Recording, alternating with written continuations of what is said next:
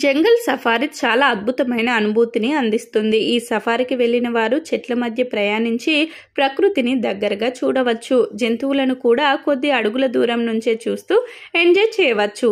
ఈ సాహస యాత్రలో జంతువులను చూడాలని మనందరికీ ఉంటుంది. ఏదైనా జంతువు కనిపించలేదంటే ఆ సఫారీ పూర్తి కాలేదనే ఫీలింగ్ కూడా వస్తుంది. అయితే కొంతమంది కేవలం యానిమల్స్ ను చూసి ఎంజాయ్ చేయకుండా వాటిని ముట్టుకోవడానికి ట్రై చేస్తారు. దీనివల్ల ప్రమాదంలో పడుతూ ఉంటారు. ఇటీవల ఒక టూరిస్ట్ కూడా ఇలాంటి షాకింగ్ పని చేశాడు. అతడికి సంబంధించిన ఒక వీడియో సోషల్ మీడియాలో వైరల్ అవుతుంది. అందులో ఈ వ్యక్తి సింహాన్ని చూసి దానిని తాకాలని ప్రయత్నిస్తూ ఉంటాడు. సింహం పడుకున్న చోటుకు దగ్గరగా ఒక జీప్ ఆగింది. అందులో కూర్చున్న ఈ టూరిస్ట్ భయపడకుండా అడవి రాజును తాకాలనే ఆలోచన చేశాడు. అంతేకాదు తన చేతిని కారు విండో బయటకు పెట్టి సింహం వెనుక భాగాన్ని తాకాడు. జాగ్రత్తగా సింహాన్ని టచ్ చేసి దాని ప్రవర్తన ఎలా ఉందో గమనిస్తున్నాడు. జీప్లో కూర్చున్న ఆ వ్యక్తి తన చేతిని కిటికీ బయటకు నెమ్మదిగా పెట్టి సింహాన్ని మెల్లగా తాకాడు.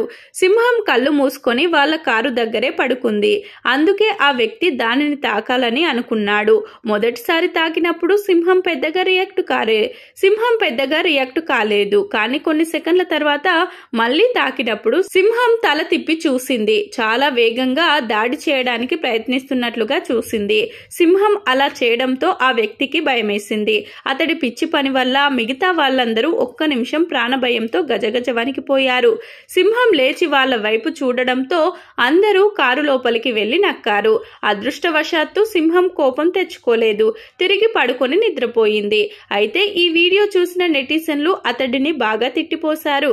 సరదా కోసం సింహాలతో ఆడుకుంటే చివరికి చచ్చిపోతావంటూ ఘాటుగా విమర్శించారు.